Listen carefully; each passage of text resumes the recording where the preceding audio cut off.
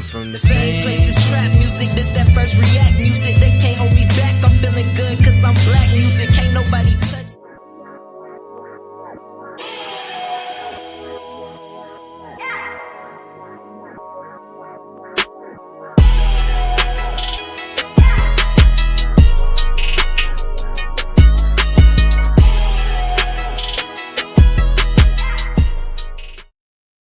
Happy Sunday, and welcome back to another episode of Cigar Sundays Live, where we define, examine, and analyze words, sayings, and phrases used in American culture.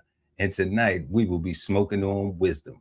So grab your thinking caps and get ready to smoke on words with two big nerds, myself, Chef Earl Pearl at DBCHEFTV, and the God, Ali, Dawood L, and BK Soul Farm.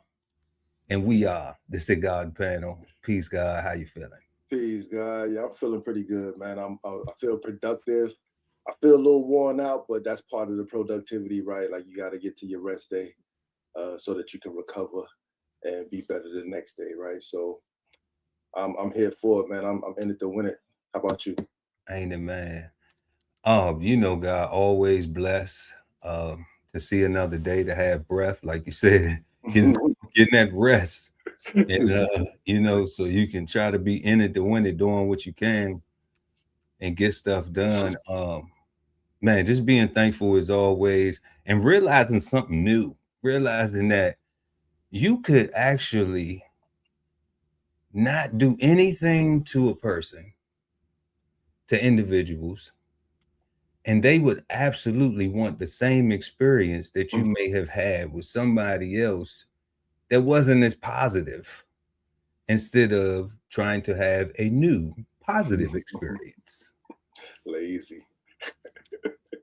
You know, that's what we always talk about, right? That's the lazy factor, right? Because instead of getting to know you, instead of actually getting to know you and actually getting to create their own understanding, their own experience, they would rather go by what they know of you, by what they heard from somebody else that they actually value, yeah, more than they value themselves, right? Because they got their own eyes, their own brain, they got their own ears, right? They got their own hands, so they can actually experience you for themselves and develop an actual thought of what they feel. But that's way too much work when they can just really just listen to what my man told me about you.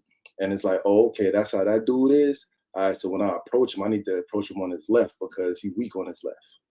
Because that's what my man said the whole time. You holding on your left heavy. You know what I'm saying? We shoot from the hip, you know, kind of like a straight shooter. You know, God. That's why I say lazy. It all comes back to laziness, right? Like people don't want to do the work that's necessary to actually be productive and successful. Yeah, I don't get it. I don't get it. It's brain boggling.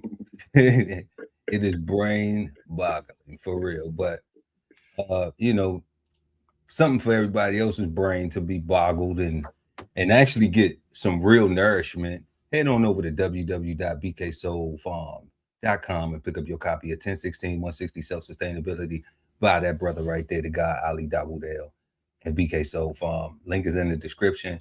And also, y'all, don't forget to subscribe to DBCHEFTV on YouTube and put your name in a hat for our every third Sunday $100 giveaway. All right. We want to thank you and show you some love for showing us some love, rocking with us over here at DBCHEFTV. Also, link is in the description. And let's get into tonight's smoke, y'all. We got wisdom.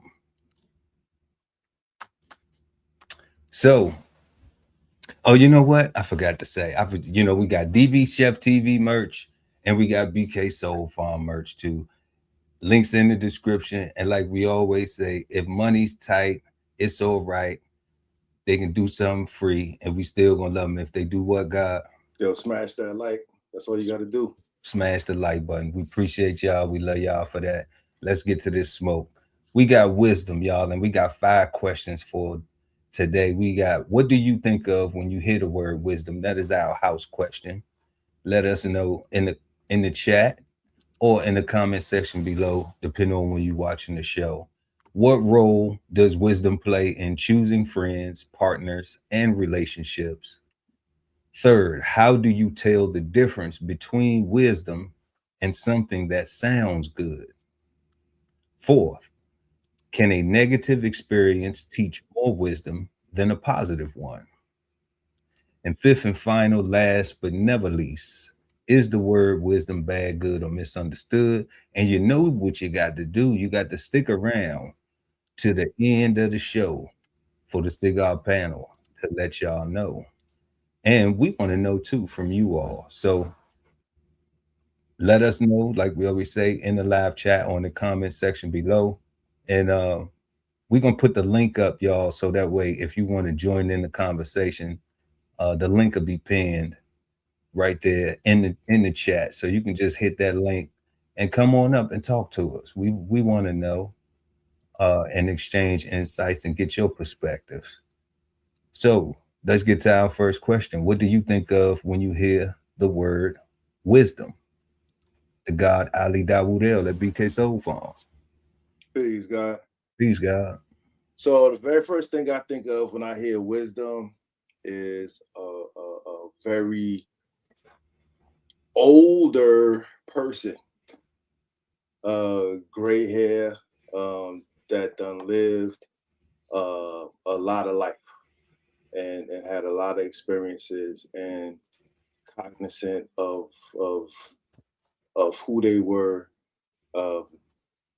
during their times and can tell a story, right? And tell you the bumps on the road that they went through, the hurdles that they had to overcome, all their successes, their wins, all their good moves, things that they did that was smart, right? The people that they didn't listen to and why. Like just I think of an older person that How old? How older? How much older? I'm thinking grandpa, Grandpa. grandma, somebody that don't have to work no more. That has enough time. Okay. Okay. I mean, I'm 52. I got a half a century on earth. I got gray hairs. I'm not a grandma or grandpa, but I don't, but do they not have I still have to work though. Hey guy, I am a grandpa. I'm over. I still have to work for right now. Right. But I'm working. I'm almost there, right? But I think about that type, somebody that has time to sit on a porch or take time throughout their day or throughout their week to observe what's going on and can actually reflect and tell you something about themselves, yourselves, or something positive or something to watch out for. Even something to watch out for is still positive. Mm-hmm. Right. That's the first thing I think of. I think of a worldly older person. Okay. Right. And we were qualified because we are both worldly. I mean, I got 30 countries. I got 30 countries stepped on soul. You know what I mean? Like what I also think about wisdom being the result of knowledge. Right. And what I mean by that is what was learned or what I wrote down, or what needs to be remembered. Right. So you got information and that's just stuff. Right. Knowledge, you can look at it as stuff that you can use. Right. And wisdom is the result of the lesson that you learn from using that thing. Right. What do you need to improve? How do you make it better? Is it passed downable? Is it duplicatable? Not duplicatable, but repeatable. Repeatable. Right. By others. Right. How useful is this thing to others? Right. That's what I think of. I think it's the result of knowledge. How useful is this information to others? or Yeah. that thing or whatever it is. Yeah. Whatever yeah. Right. And you only get that by having information, applying it, gathering the knowledge, right? Because to me, you only get knowledge by the things you experience. And to my knowledge, we only experience through our senses for the most part, right? I guess, you can argue other ways, but I can concretely say we all got five senses for the most. I mean, unless you just don't. But most humans we can all say we got that. And then what you learn from that knowledge and that you can pass on is the actual, to me, the wisdom. So right? It would be, so just for an example, rocking what you got, we rocking with it. First question right now, y'all, what do you think of the word wisdom? When you hear the word wisdom? So the knowledge, the wisdom being what came from it. So it's like, if I read like a policy, right? And I understood the policy, and then I showed somebody that like, this is the policy, kind of like the UCMJ, right? UCMJ is a policy in the military. Everybody got to go by Uniform Code of Military Justice. So if it's like, if it says we can't do this as soldiers, we can't do this as sailors, we can't do this as armed forces service members, and I get that pass down, I give a training on that, or I just pull somebody to the side and say, hey, you see what you're doing right here? It's against the rules. Is that very similar to that knowledge being transferred to share as wisdom to the younger person who may not understand that what they're doing may cost them their career? I think so. But for me, or get in trouble. Yeah, no, that's definitely that. But the simplest way that as you were saying that, the thought that popped into my head was riding a bike. Right. Okay, riding a bike too. Okay. When the beginning stages of riding a bike is you see somebody on a bike. Right. That's your information. Like, oh shit. Oh shoot. We can do that. We can pop wheelies and stuff. Right. Like that's the beginning stages. That's the information. The actual knowledge gathering is actually learning how to ride a bike. Okay. Right. And the wisdom is that once you learn how to ride a bike, you actually never ever forget.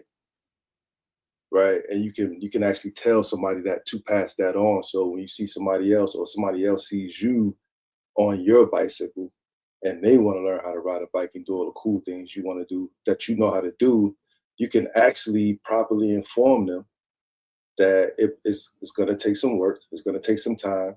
We're different, right? Our capabilities are different. So you might pick it up faster than I did.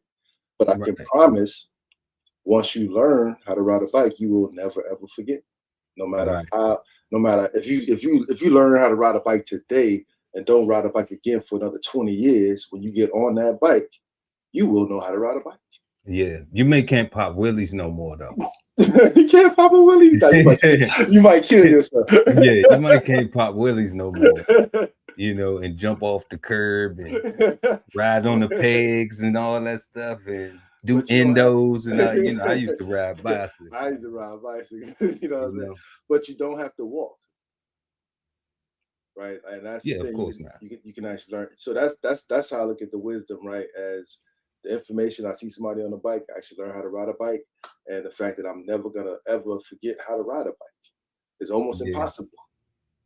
I think that happens too with repetition when you're following the rules too, because you learn 100%. The rules and then you follow them because you're practicing. I think that I think that's what's up though. But go ahead, God, you got that was it. That was the elders. You got the result of knowledge. So y'all let us know what y'all think in the comments and smash that like button too. Right now we are answering our first question. What do you think of when you hear the word wisdom? Man, when I think of wisdom, when I hear wisdom, when I hear the word wisdom, you know, I always have to go back to growing up and being disciplined when I would do things that were wrong. And very often elders would say, you know, why would you do that? That ain't wise, you know? And you know, that's not a wise choice. I know you know better than that. So they always correlated to knowing something to that action, you know, and that's really what I refer to it. That's really how when I think about it, I think about the wisdom, and you know, what did I do to get to it? It is the result of, it's not the complete understanding, but it is that work in between to get to the understanding, to be like, okay, I know how to ride a bike now, or I know that was wrong, or I know that was right, or I know that I need some work to do so I can get to a right or a wrong or a better. And that's what that wisdom is. I think when I hear that, I think of learning from, you know, I would say your learning lesson in action. It's the action of your learning lesson, because when you're going through it, that's when you're learning all of the things necessary to get through it. So yeah, that's what I get, God. I get the learning lesson, and I get the actions on the way to whatever the goal is, or whatever the conclusion or the end result. Like all of that work in between. So far, I'm listening to it, and I'm like, the lazy folks do not like wisdom. Like, based on what we think it is anyway.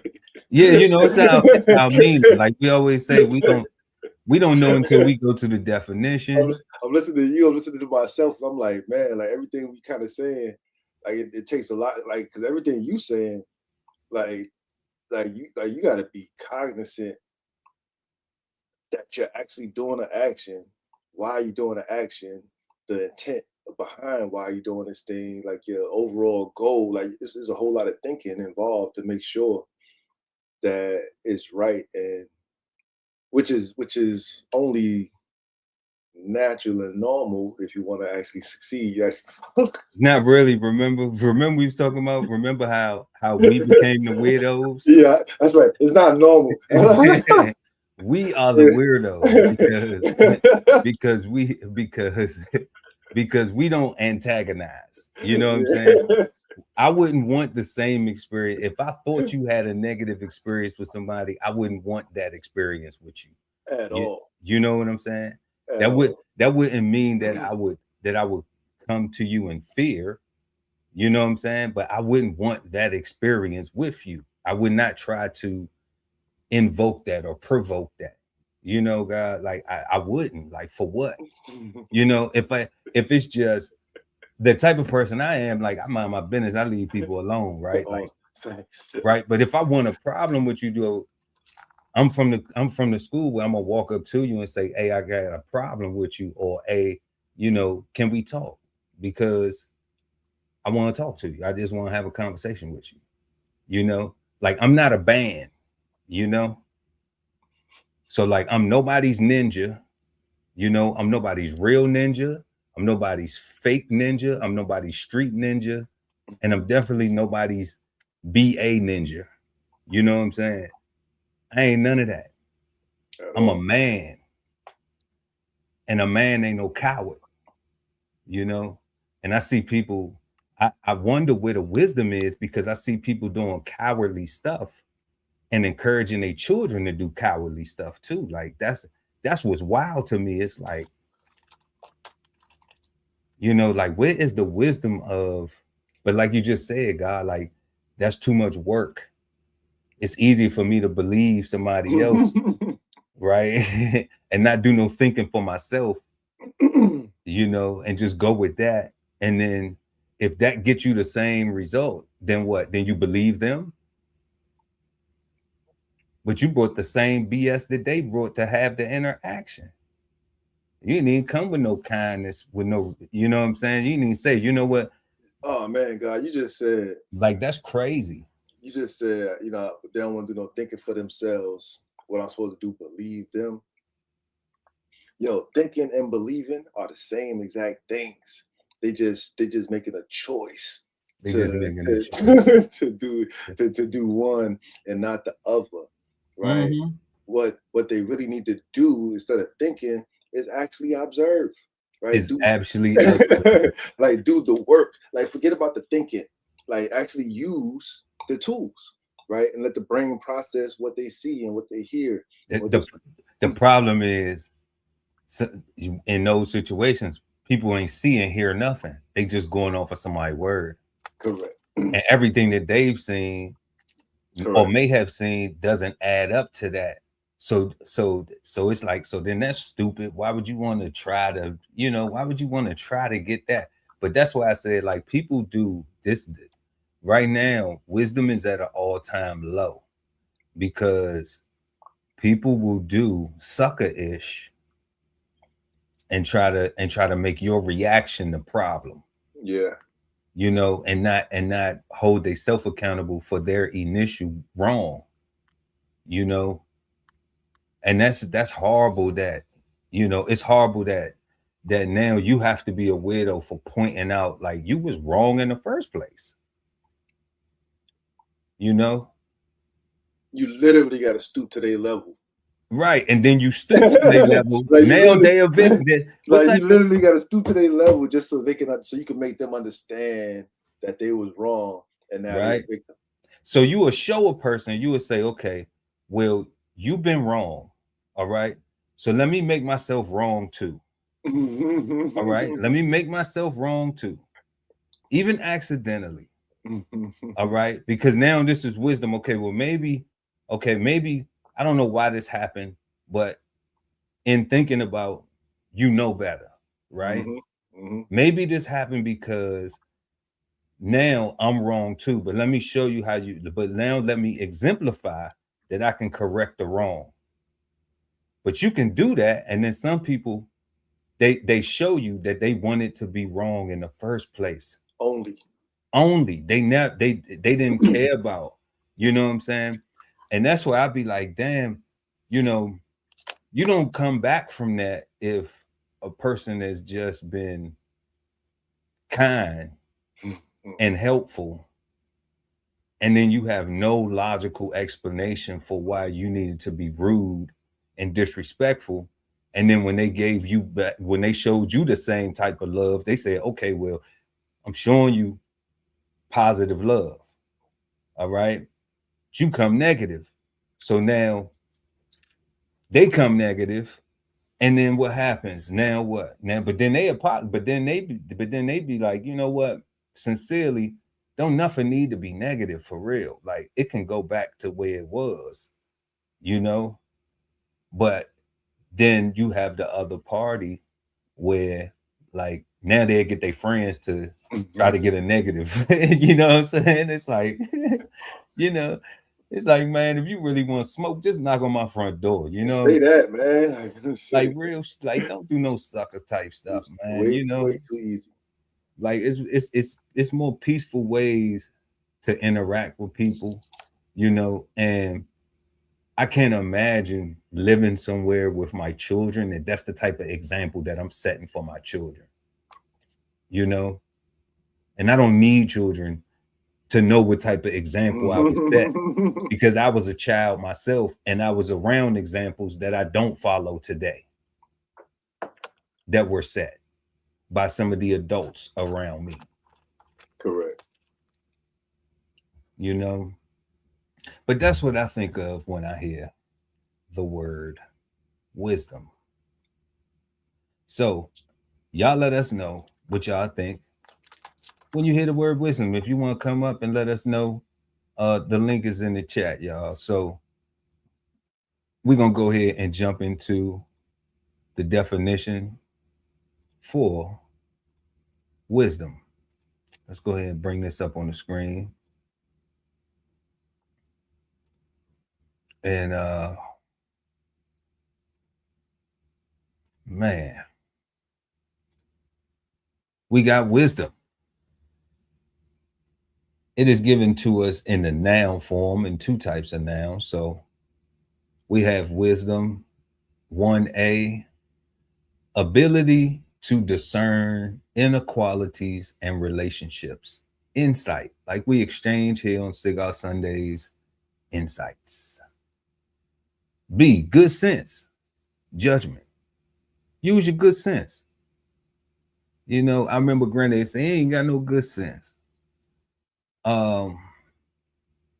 Generally accepted belief, 1C. 1D, accumulated philosophical or scientific learning, knowledge. It's that word that popped up, God. 2, a wise attitude, belief, or course of action. 3, the teachings of the ancient wise men. And then we have wisdom now 2. Oh man, we're gonna have to work through this one. A didactic. Yeah, didactic. Didactic. Okay. A didactic book included in the Roman Catholic canon of the Old Testament and corresponding to the wisdom of Solomon in the Protestant Apocrypha. It's one of those books that was taken out the Bible that they got a book of wisdom. The Book of Wisdom. Took it on up out of there. Took it on up out of there. Nobody needs that. Clearly, definitely not in 26. You know, in the year of our Lord Jesus Christ, 2026. Oh, right? God, that's funny. Nobody needs wisdom. So let's head on over to the thesaurus. And then we see wisdom as an insight, science or science, prudence, and desirability. So let's look at insight, the ability to understand inequalities or relationships. We have insight, sensitivity, sagacity, sagacity. Sagacity, yeah, that works. Sagacity, sagacity. Sega. Intellect, sagacity. I don't know. We're gonna have to come back to it. Intellect, discernment, perception, perceptivity, perceptiveness, understanding. We even got understanding in wisdom. Okay. Sapience, intelligence, brilliance. Sagaciousness. Sagaciousness. Sagaciousness. Okay. So that got to be sagacity. If that's Sagacity. Okay. Okay. All right. Wit, sense, perspicacity, acumen, astuteness, sage, power, comprehension, appreciation, acuity, penetration, percipience, judgment, prudence, brightness, sanity, clear-sightedness, judiciousness, grasp, foresight, logic, smartness, gray matter, mentality, cleverness, rationality, keenness, canniness, foresightedness, apprehension, reason, discrimination, braininess, having a brain, insight, wisdom as an insight.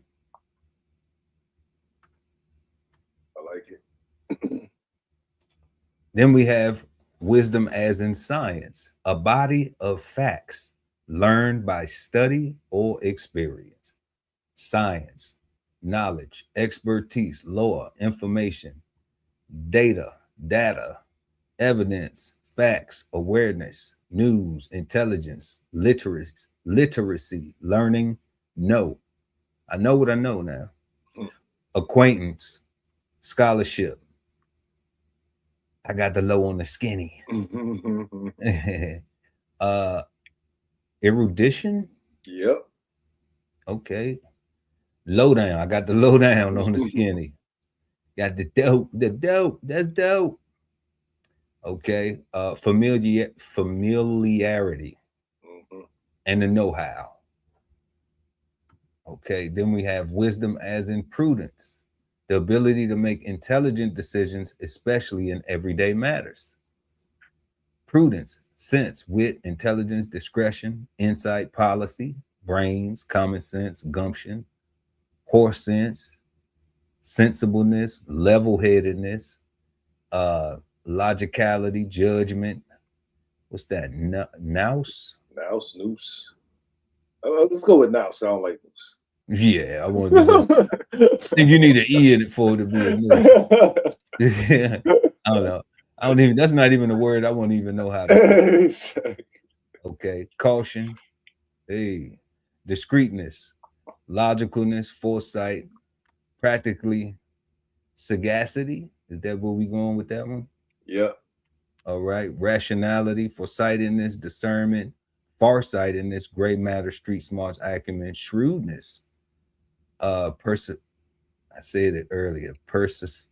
Yeah, you did say perspicacity. Yeah, I said it earlier. Astuteness, discrimination, sapience, circumspection, care, penetration, forethoughtfulness, forehandedness, precaution, clear-headedness, keenness, rationalness, and premeditation. All right, that's in prudence with wisdom. Then we have wisdom as in desirability, suitability for bringing about a desired result under the circumstances.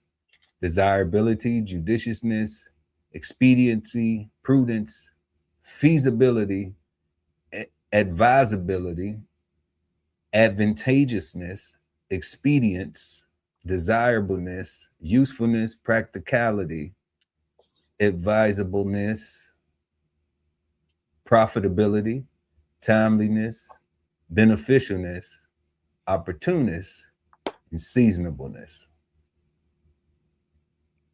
And those are the synonyms for insight.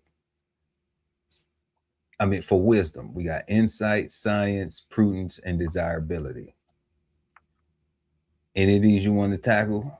I've seen a lot of stuff that we had in our meaning pop up in this. Yeah, no, the thesaurus seems to be fits more in line with in our thinking, at least from what I'm hearing, from what I'm seeing on here, as far as the insight, the science, the prudence, and even the desirability. It's how we was thinking. The dictionary, there are some things in there that kind of threw me off. Well, let's go back to it because we definitely want to chop it up and wrap and exchange insights about it.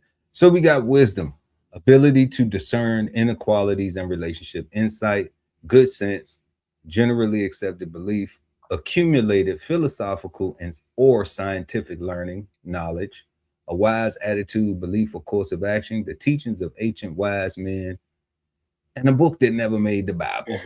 No, it made it. No, it's oh no, it wasn't the Bible. It wasn't the Bible.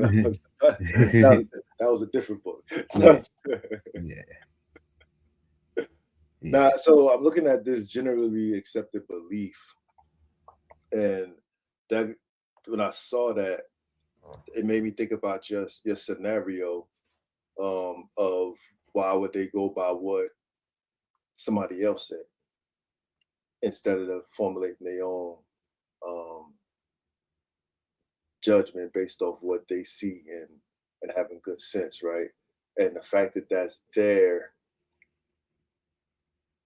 kind of threw me off a little bit, because it's like it allows for laziness, The generally accepted belief, right? Because if they already value this other person and this other person's words, then they don't have really a good reason not to trust their judgment about who you are. right? So they come with that same energy because that's what they think they have to. Right. For what though? Like, what's the point? Like, what are you trying to get out of that?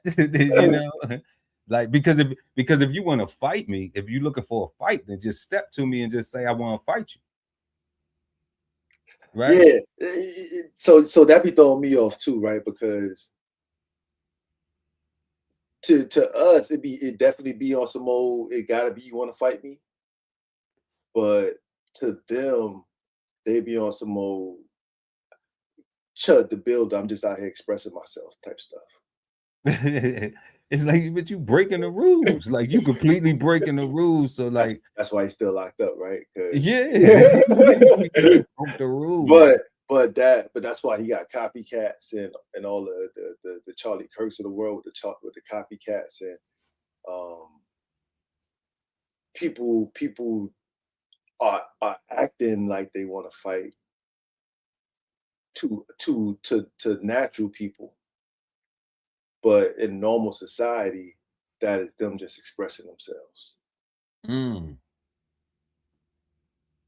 Right. And I don't like that. That is crazy, right? I don't like that, God. That's traumatic right there. You know? Yeah. That's traumatic. That's like, that's like, yeah, I got a plan anyway. I own some acres anyway. Which is how, because the second part of your question was, how do they become the victim? And that's how they become the victim. Right, but that's like that's like, you want to make yourself a victim? Yeah. Like, I'm not gonna make myself a victim. You know what I'm saying? Like, think about all the Karens. That's stupid. That's the Karen. Yes. Talk about it. Think about all the Karens that go too far, right? And they mess around and find out, right, before the police get there. And now they now you need a coroner and everything else, Now you're all loved up. Or EMS. Talk about, I don't care. You going to see, this is the thing. I don't care. You going to jail today. They all stuff. Talk about holding their face, holding their whole side of it, right? Because what did you say about the happiness? What did you say about the happiness? They just want to take away your happiness, God, because they are miserable. And it's the literal definition of misery loves company. And the reality is, that's why I say, man, personally, this is an Ali thing. I think the majority of people are walking around suicidal, right? They do not want to live. They're out here looking for the easiest way to die, and they don't want to do no work, man, because I think that's crazy. Like, to actually start a fight that you don't actually want to have. You know what I'm saying? Like, you know what I'm saying? And I think it's crazier that we live in a society that will allow you to start a fight that you don't want to have. Right? Like, I think that's corny and sucker shit. I think that you shouldn't be allowed to throw rocks and hide your hand. I think if you throw a rock, you should be forced to hold your hand up, or your hand should automatically change color so that everybody know that you threw the rock. You should stand on that shit. That's what I'm saying. And it's like, buddy. I didn't want to fight. I was just expressing myself and just refusing to let him leave, and just, I didn't. They were minding their business, and I just felt like that I needed somebody to pick on today. You know what I'm saying? I needed to stop them from minding their business and focus on me and give me some attention. They was too happy, guys. Like, they too happy, and Like that's what when people like we use haters, we use the word haters so much that and we apply it to so many different things and people that don't necessarily match or apply it. It's just flagrantly, we just too flippant with it. And we miss what hating actually is. And I say that because if we used it appropriately, right, I think it would be less Karens. Right. I think they would get lumped up way more often before the police got there and the people would run. Right. I think that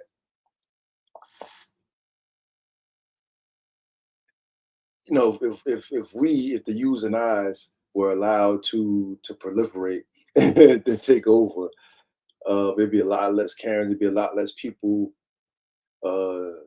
pointing their finger in your face, talking about I ain't touching you though. I ain't touching you though. Yeah. Like you came all the way over here to point in my face to do something completely unproductive. You know what I'm saying? Like, but if they can get you that's off crazy. If they can get you off the street, if they can get you out this world, if they can take away your happiness, right?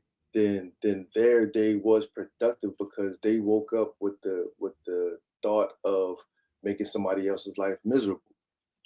I need to steal somebody's joy. Like this is what evilness look like. That's what hate. That's what I'm saying. Like I swear, dude, God, because I don't wake. I be thankful for the day. Like you know what I'm saying. Like I'm. Like, you know what I'm saying, God. I'm like, disabled. Like I be like I woke up today. Thank you. and I can get out the bed. And I can get out the bed today. Today's a good day. I'm gonna get some stuff done. I'm gonna beautify something. Like I spend time.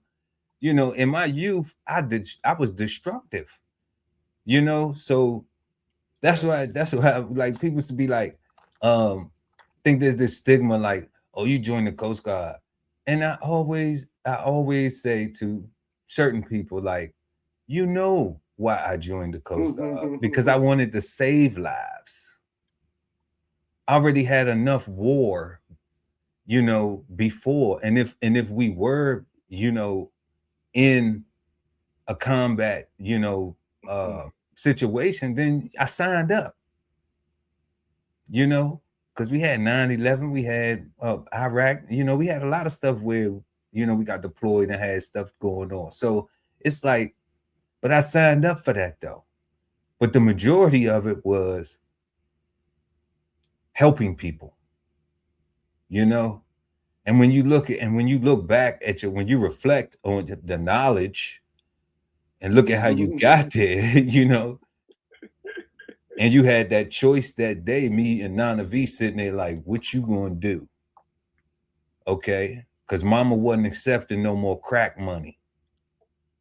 All right, so you're gonna have to do something else, son. And I'm like, well, we got the Army, the Navy, the Marines, the Air Force, Go Navy. What you gonna do? One of them, because you go to college, come on, that's just an open market. Facts. In the 90s, in my mind, nothing but customers. Yeah, so I'm like, I'm coming from a place where I know my care packages ain't gonna be looking like that. You know what I'm talking about? I'm gonna be on federal aid. You know what I'm saying? So I'm gonna get it how I know how to get it. Facts. If I'm in school, I ain't got time to go cut no grass and shovel snow and rake leaves and do all that stuff I did as a jit. I'm gonna have to do the stuff I did. I'm in my brain. I'm thinking that, because it's easy. It was easy too. So no, like, I don't get it. I would never do that. I'm like, if anybody I meet now, when I meet folks now, it is about sharing something positive. Facts. And if all you're gonna do is come at me with negative, then I got to say shields. I got to cross my fingers and say shields. Which is, to me, right, because staying away from you might also be a positive. Yeah, staying away is definitely a positive for me. And to me, like that's it's definitely a positive for me, because You know, I'm tired of hearing voices in my daggone head. You know, You know what I'm saying? I'm trying to leave room for other stuff. You know, the beautification of life, enjoying it while we got it. I think a lot of people forget that, you know, what happened to the wisdom of um Scarface got this line in his song that say, a child is born. Is the mother crying because she happy, or the fact that she know that baby is born dying? And we forget that we are born to die, and everybody got an expiration date. So you should be trying to live your life with the most positive, with the most beneficial, learning things and trying to get stuff right. You know, not trying to cause chaos and barking up a tree that you don't know might be ready to just timber and fall. You know, that's crazy to me. But it's a hell of a thing when you become the straw that broke the camel back.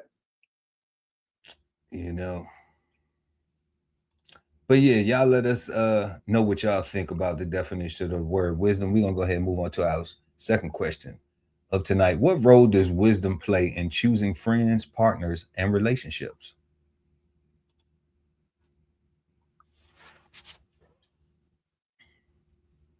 So I think for all three, on a surface level,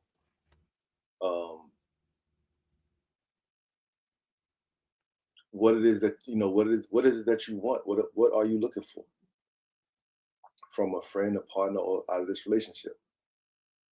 Right? Wisdom tells you that, and it allows you the time necessary to discern if this person has what you need or not. Right? If you're gonna waste your time or not. Right? If that's why I say, right, because you need the time to be able to sit on the porch and observe people, to observe the world, and process what's going on, where you are, right? So it can all make sense, right? So you can actually get a much better understanding and perspective. But too often, out of boredom and loneliness, people seek other people and they look for somebody to be fun with,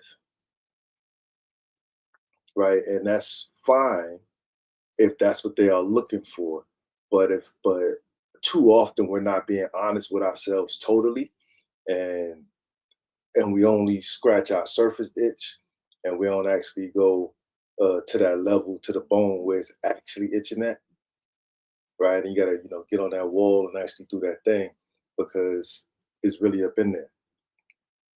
And it just goes back to the laziness, right? If you want to have fun because you're bored, then you probably shouldn't look for this fun person for financial advice, or for advice on going through something traumatic in your life, because they are a fun person. That's why you hooked up with them, right? If you forget that you actually chose to be around this particular person for their funness, and now use them as a ghetto therapist, you are now using them inappropriately, and you actually going to get what you pay for. You don't get a fun answer, right? Because you're talking to a fun person that you're asking them to be serious, and while they're going to do their best, right, their best may not be good enough for you, because they're not the right person to be asking this information in the first place. And it's not their fault, it's yours for not taking the time to actually observe yourself in time, place, and space, and actually figure out what it is that you need, and actually pluck those things out. So that's what I think. I think for all three of those things, wisdom is that time that you need to discern actually what you need from an actual individual. No doubt, wisdom is the discernment when it comes to friends, partners, and relationships. I can dig it.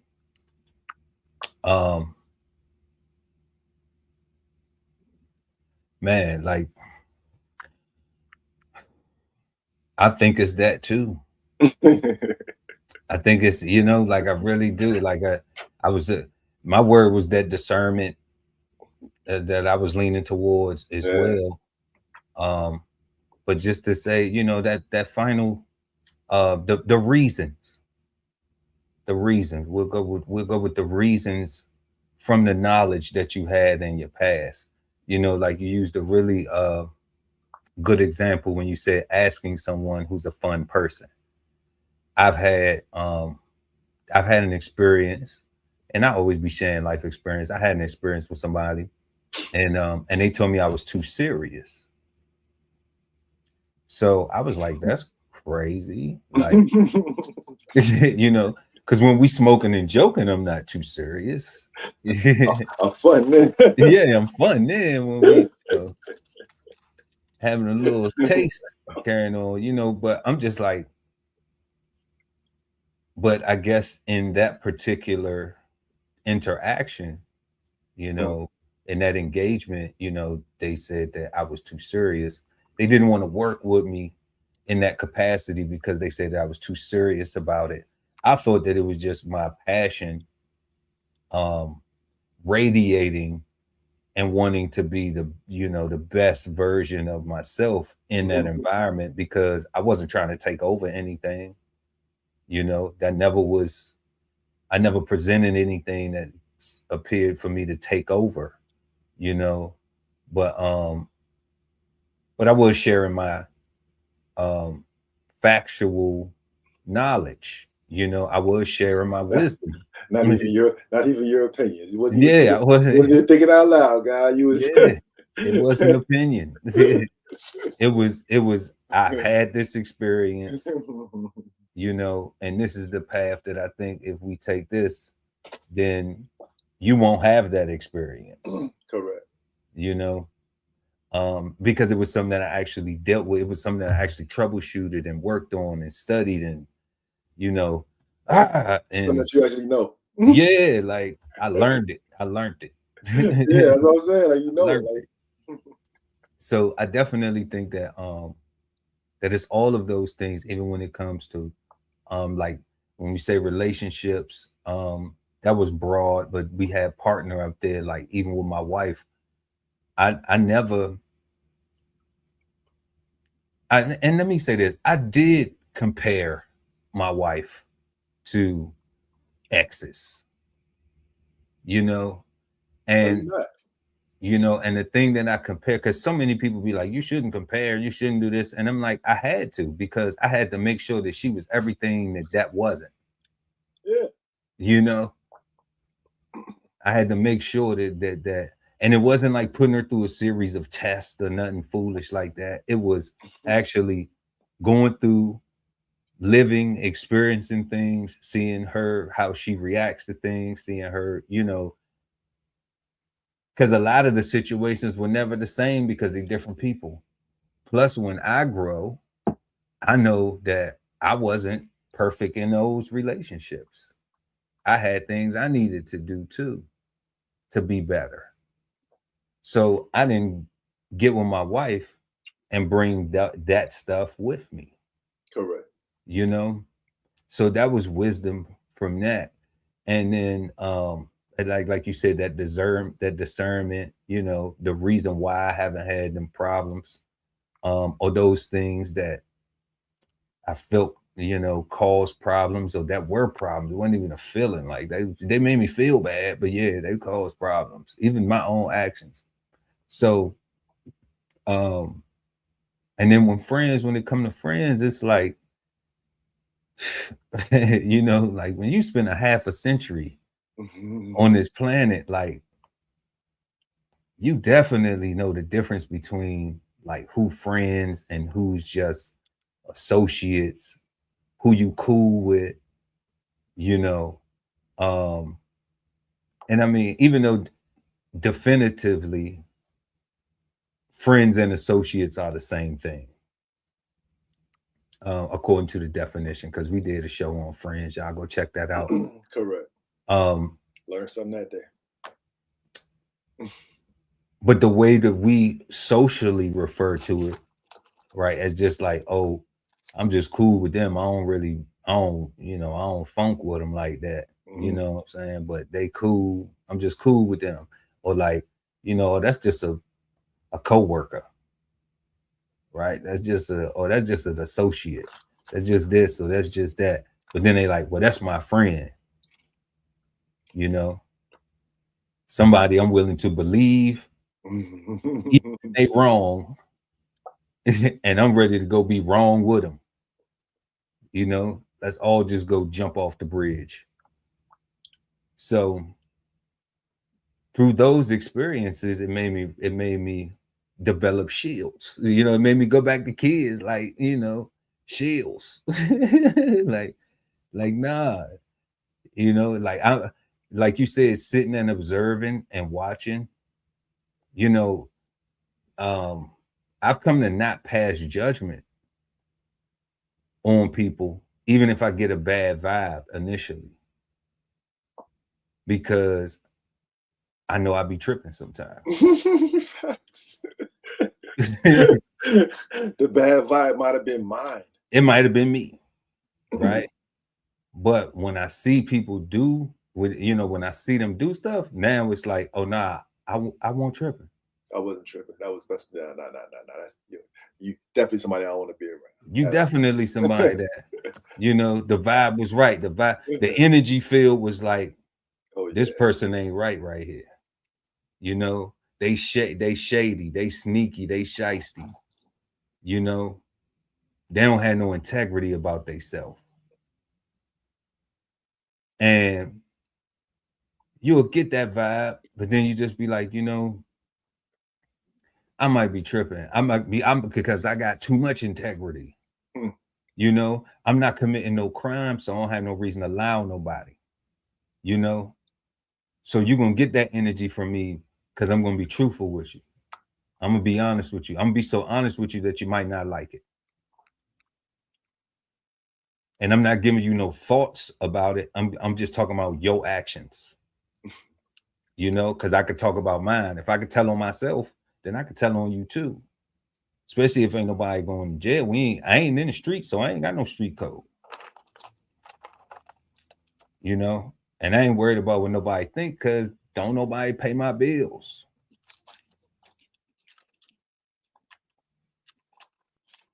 So I would worry about that. I will care if somebody paid my bills. Yeah, like that would, if I was being took care of, then that person right there, every time I'm talking to them, they just like, but that's not the case. So I definitely think that that wisdom plays a role in all of that. And it is just unique to everyone's experience and how they apply it, if they're aware of it. Because I think a lot of people not aware. Remember, we saw wisdom saying a generally accepted belief. And because people will, just have a general accepted belief of no fact, it may cause them to do something foolish. So y'all let us know what y'all think role wisdom plays in choosing friends, partners, and relationships in the chat. And also, we got that link right there. And please smash that like button, y'all. We're going to go ahead and jump into our third question. How do you tell the difference between wisdom and something that sounds good?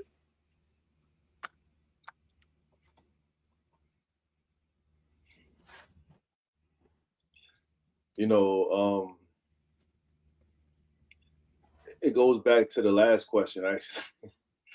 And you have to be honest and with yourself and with the people that are around you and who they are, right? And really accept them for who they are, because can't value everybody the same. You can value everybody, right? Everybody has value, but you can't value everybody the same, right? And it goes back to, if you're going through something serious and you ask the fun person for resolution tips or courses of action, that will sound good, right? Versus if you actually ask a person that has either gone through this before, or somebody who's in the field, or somebody who has like real some knowledge. Some knowledge of it. Why are you telling me about this? Because I have knowledge of it. You know what I'm saying? Like, the same way people snitch to the police, right? They have knowledge of the crime, right? That's how they are snitches, right? So if you go ahead, God. And the person that you get, the person who has the knowledge, right? The actual experience, their information will not sound good, right? You're either going to accept it and do it, or discount it because it's too much work. You said they're either going to accept it and do it, or discount it because it's too much work. Yeah. So that then they get lazy. That's the lazy. It starts and stops there, right? Because if asking the fun person is lazy, the fun person is lazy. No, not like asking the fun person about some serious stuff. Right, asking the fun person is a lazy thing to do. Right, I get it. Right, even though yes, you are making action. Yes, you are asking somebody. Yes, you are doing things, right? But they are non-productive, almost retrogradable, right? Like they make you go backwards, right? If not, stay stuck in the same place or make you go into a worse situation because it sounds good, and you might actually go crash out based off this sound good thing, or go do a thing, right? You might go invest all in because it sounds good, right? But they don't actually have any knowledge to actually give you the necessary fear to temper your excitement, right? To give you expectation management. That's why I say with wisdom, it won't sound good. You'll either accept it and go do that, or you'll discard it and throw it away because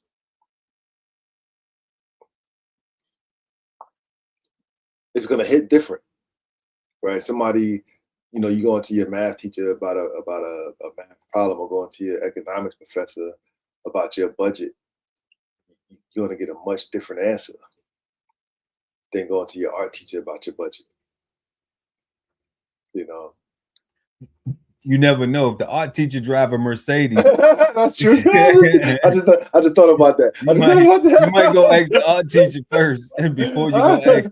I just thought about that. Before you go ask the economics teacher, and the economics teacher could be in a Toyota, and they really the one that you should be asking, but you see the one with the Mercedes because you thinking because they got a Mercedes, they know something more about money than the person driving the Toyota, right? And who took a yeah, they just like, yeah, I can afford that if I wanted it, but I don't. Oh, that's what he wanted today. Yeah, I don't want it today. Like the Toyota suits me fine, and guess what? That extra maintenance, that extra insurance, that extra car note, that extra all that. Let me show you what to do with that. Correct. All the money you're not spending right now. So you can actually have some money work for you instead of you thinking that you have to go work for money to have that stuff. See, and that information don't sound good. That's something I gotta go do. That's like, word, all right, bet. Or, man, I gotta do way too much stuff. Yeah, I've heard that before, man. That sounds like a lot. But when you and I'm like, just start. Just start. All right, Just that's all you start. gotta do is just start. Because Just once you start. start, you realize that. But when you start, you're gonna realize at some point that you're doing Right? it. You're gonna see it grow. You're gonna as, see soon, your growth. as You're soon as gonna you start, you're yeah, already doing it. you're already doing it, right? There you go. Okay. So right now, y'all, we on our third question. How do you tell the difference between wisdom and something that sounds good? Oh man. Well, I know how I tell. Yeah, I know how I tell it. Um, I don't get confused because I always say you can learn from everyone. You know, I learn from everything, my environment, you know. I'm a big observation learner, you know. So like I said, like I've become that because, you know, before I used to pass judgment, you know, negatively because judgment is good. Okay. Because everybody want to get judged on judgment day and they wanted to go in their favor, right? Okay. So whether you in the courts or whether you in the court of heaven. Okay. So everybody talking about judge, don't be judgmental, don't be judgmental. Like, well, when we get to the end of the road, guess what happens? You know, if that's where your faith is, then you're gonna go through it anyway. All right. So you might as well get used to it because it's going down now anyway. So what I've done is I said, okay, well, don't be so judgmental. Be able to listen first and internalize it. Is this something of value? Because it may just sound good. I see different things, you know, all types of advertisements and stuff. Hey, buy this, spend this, you know, and do this and do that, and maybe you can go this and you can, you know, and it sounds fantastic. It sounds phenomenal. Hey, take a 5-day trip to Punta Cana, you know, or Cabo San Lucas, and you know, all expenses paid, and All inclusive and you everything. know, take a yacht ride around the Mediterranean. I'm like, I already did that and got paid for it. You know, spent too much time over there. Way too Right? much time. I'm good over that on that. You know, you know, so I'm just like, you know, you see that stuff and it sounds good. It even, you know, but it's like the wisdom says, where are your priorities at? What responsibilities do you have before you? You know, I can do that. I can say, you know what, let me put this stuff on hold and let me go do that because it sounds good. I want to be there. I want to do that, blah, blah, blah. But it's not worth me going to go do that and then come back and now I've taken what I need to manage my responsibilities, you know, and now I'm sitting around pouting about that. I'm sad about my trip. Dang, I knew I shouldn't have took the trip. I knew I shouldn't have did that. I knew I shouldn't have did it. And now the things that I really really valued, and that goes into me saying like adding value. What the difference between the wisdom and the something that sound good? I've added value to the wisdom. The wisdom things have the most value. They sound good, and I'm able to discern the difference. The sound good stuff sound real good. People will be saying stuff to you. Hey, bro, you know you could do this, or you know you could do that. I had somebody call me the other day, God, about a business venture. Okay. And it started off real good. It sounded really, really good. Okay. And then they said, bro, I'm gonna be all the way transparent with you. As soon as they said that, like everything that they were saying up to then,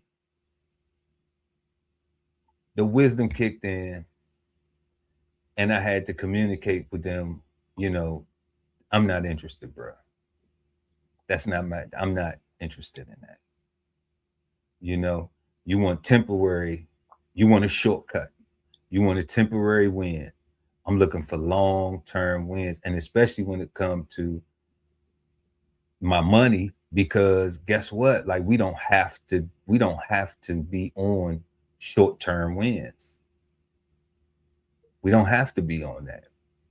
There is a way, but do you think the way I listened to that person, that if I called them and was sitting down and was telling them about some investing things and you know and the economy and certain things, do you think they would listen? They wouldn't listen to me. Because soon as I said I wasn't interested, they gave the phone back to the person who called me. You know, because the person not gonna give nobody my number. They gonna call me because they already know, like, man, let me give them the fools my number. You Right. know. But then I had to ask that person, like, why you calling me with that BS, man? You knew what they was on. All right, Pearl, let me hit you back. All right. You know? So that's where I get stuff like that constantly. You know, and I don't have no problem with investing in stuff and, you know, doing joint ventures and things like that with folks, man. And, you know, because I like to see people prosper. I like to see businesses. And that's what it's about. We supposed to own businesses. We should the tax thing. When I heard Donald Trump, President Donald Trump say, you know, I don't pay taxes because I'm smart. It sounded good. It didn't sound, you know, conflicted to me. It sounded good. I said, dang, I want to be that smart too. Because I know it's a tax on everything. If you buy some illegal drugs in the street, you paying more than what the person bought it for. So it's a tax on everything. Okay. So I'm saying the wisdom is telling me, since the knowledge is, man, you've been paying taxes your whole life since you've been working a job. Okay. From that knowledge, I did what? I said, well, let me learn some of these tax codes. Then we started a business and then we got deductions and things like that. So now that's the wisdom saying, like, why would I ever be involved in anything that's illegal, evading taxes, when I know how to legally minimize your tax bill? That's stupid. That would mean that's not wise at all. That would mean I'm actually abandoning all of the knowledge that I've been fortunate enough to have, fortunate enough to obtain, because I had to go get it. I had to go ask somebody. You know, I had to go do research. I had to read some things. Yo, God, and none of that sounds good. None of that sounds good. The only part that you said that sounds good was the end when you said you paid this shit, right? Like, but like all of the research and go ask people, they blah, like that's why my man get a phone back. Like, man, I don't want to hit all this investment stuff, and I gotta. I remember my man told me that him and his family went on vacation, and how they only went on vacation once they saved up enough money. And he said they had $5,000 to go on vacation, and that was that $5 grand didn't include their plane fare, didn't include their hotel, right? That was their spending money and their food money just to be out there, right? And how everything was paid for.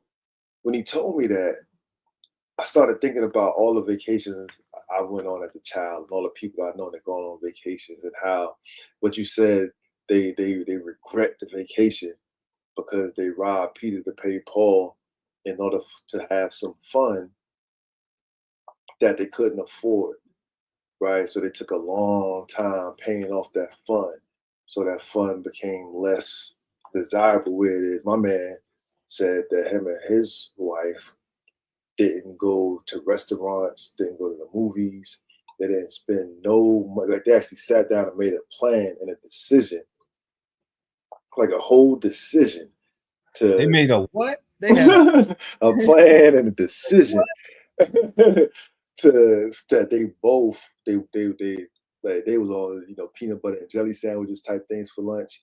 Yeah, Like jelly, baby. like they was bare minimum low maintenance in it for 2 years, right? And that's how they was able to save up a whole lot of money to where they could do their investments to where you actually have enough to where you can invest, and that return on your investment is substantial enough to be like, damn, versus the little $10, and you get back the little, like, 'cause that's how people see it, a little $10 instead of that $10 that you add into,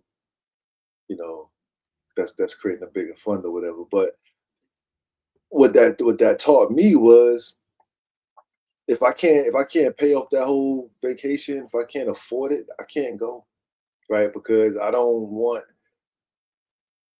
to hate my family for having fun. I feel you on that, God. And you said a key word. You said afford.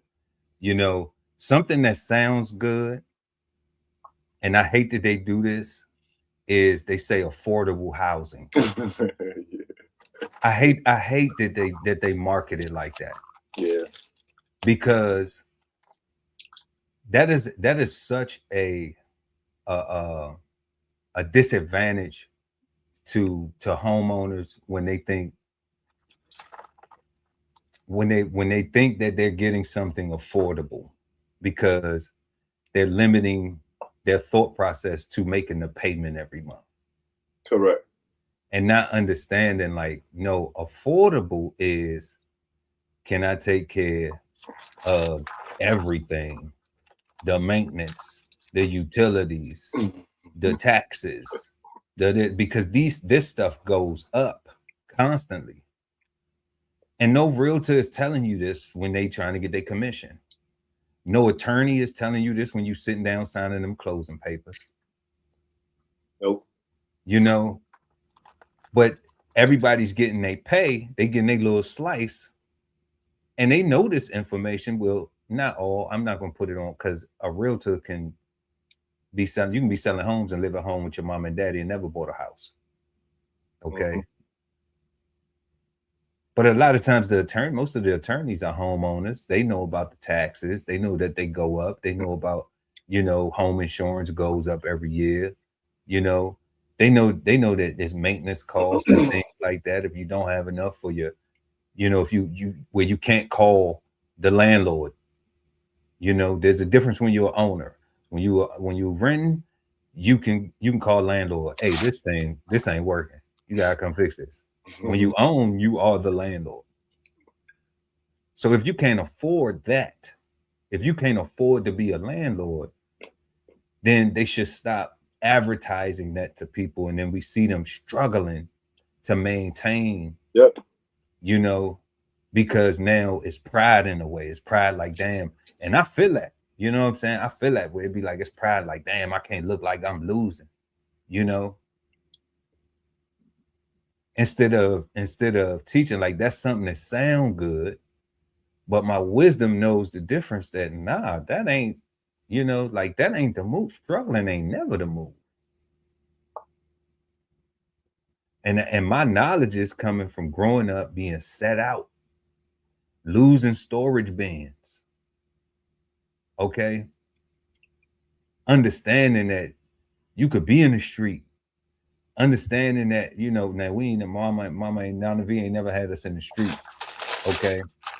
But going through those situations, I had to learn it. I had to be like, okay. And then, even like I said, being deployed during my first deployment, because I left home and didn't know how to pay bills. I come back from my first deployment and my license stuff is turned off.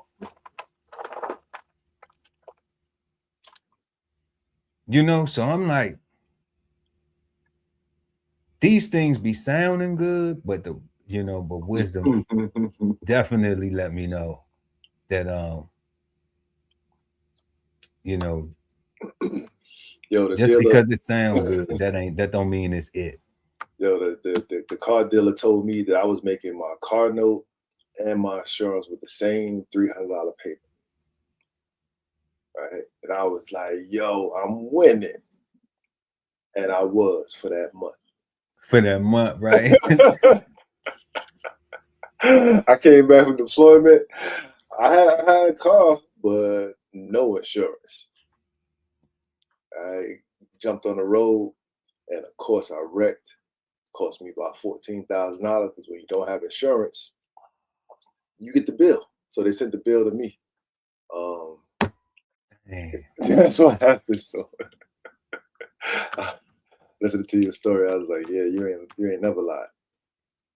Damn, that's a Cause devil, right? Devil to make you get it right for sure. That made me start reading contracts because I didn't read it. I just listened to what he said and it sounded good. Like I got paid. My car note was $300 a month, and I'm saying, and you telling me that's my car note and my insurance? Like bet. Like, we're not going to be happy about that, right? Like, but it made me start reading stuff, and because of that crash, because I had my seatbelt on, my life was saved, right? So it made me a seatbelt advocate, like a seatbelt warrior. Like even in the back seat, you got to buckle up, right? Or get out of my vehicle because I know for a fact that it do save lives. That's right. This one. That's right. And we are very thankful that you had your seatbelt on that day, you know, because you wouldn't be here today with us. Who knows? Who knows? You might have survived it, but you know, you never know. We don't want to go through that. You know, no. Hove did that. I don't know if Hove did it, but you know, Hove did that. We don't have to go through that for real. But yeah, in the back seat, man. Yeah, people do fly through the windshield from the back seat. So y'all buckle up out there, drive safe. Plus, it's the law. Okay, that's the worst thing. $50 tickets for not, man. You know, for real. So let us know, y'all, what y'all think. How do you tell the difference between wisdom and something that sounds good? We would like to know in the chat or the comment section below, depending on when you're watching the show. And make sure to smash that like button. Please, appreciate y'all. Love y'all for that. Going to our full question. Can a negative experience teach more wisdom than a positive one?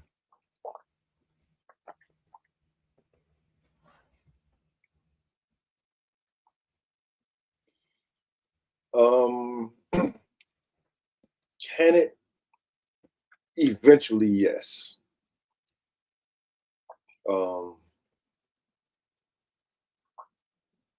I think with the negative experiences, it requires you to accept that it is a negative experience. It requires you to acknowledge that you don't like the negative experience and that you want to change the negative experience. And that's 100% possible, but that might take a while, right? So based off of how long it might take for a negative to turn into a positive, the answer to the question is yes. The answer to the question is no. Like positives are always better because they're quicker, right? The things that you can learn from faster, you can grow from better, right? Like you may be weird like that. I don't know. You know? If you can absorb the nutrients like right away, God, I think you know. I mean, in my experience, some people looking for negative experiences versus a positive one. Like, you know? Wow. Yeah, like, yeah, just in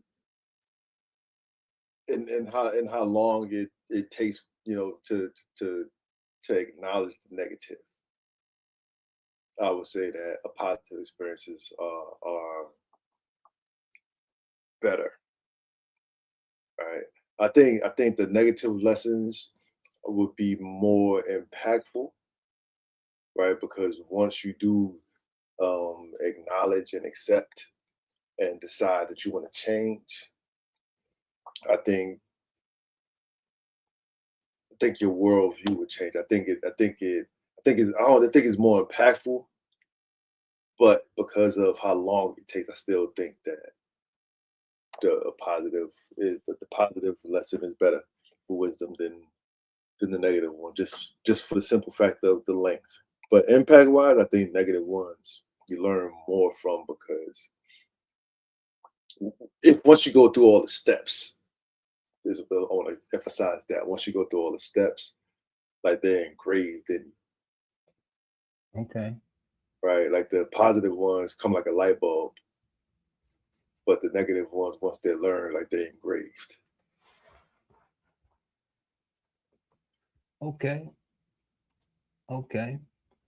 Right now, y'all, we are on our fourth question. Can a negative experience teach more wisdom than a positive one?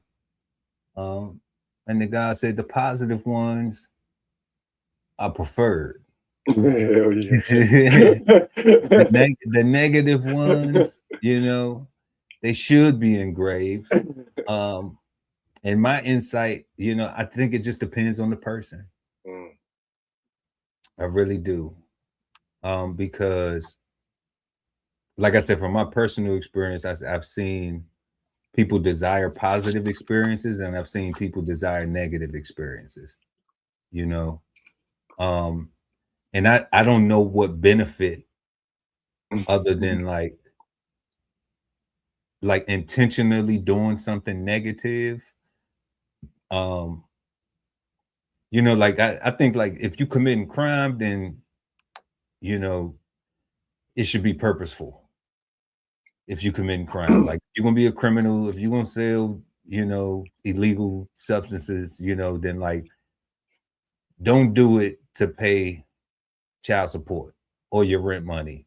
You know, get like Chapo or something, you know, like have a go, because when you go, you're gonna go and do the time anyway. So you might as well be trying to, you know, not petty hustle, you know. I would say take that energy, then now for real, not encouraging foolishness, but I would say take that energy into that positive, put that energy into a positive thing and say, you know what, I'm gonna put that same hustle, that same grind, that same determination, that same desire into this positive thing. Yeah. And I'm gonna keep on going with it. And I don't care how it looked to other people or not. As long as I'm gonna keep on going, I know I'm gonna get something out of it. I know it's gonna be beneficial. I have a goal. Okay, I'm gonna make it win. So I do think it's the person. I think it's the because I think some people, like you said earlier, God, like some people, you know, like I don't like to say people miserable. I know we say it. I know we use it colloquially, because it ties so close to, you know, misery loves company, and birds of a feather flock together type sayings, you know, because I'd be like, you know, if misery loves company, I just want to be left alone, you know. So, but I'm weird for that because I'm not miserable enough to want company, right? But I don't get it either, God. Like it's weird to me, but I'm the weirdo. Okay, I'll be good. Al Yankovic over here, man. You know what I'm saying? I ain't tripping. We good. So, my thought. Okay, so I just see people who desire negative, who desire to attract negative. They don't desire to attract positive. You know, some people desire to attract positive. Even where I put myself in the place of the wisdom with the negative and the positive, I say, you know, I seek for positive stuff. You know, I'm looking for that. My antennas are for the positive. Am I without flaw? No, I'm never without flaw. You know, do I strive to be better? Yes. But I can admit it. I don't try to Karen my flaw. You know?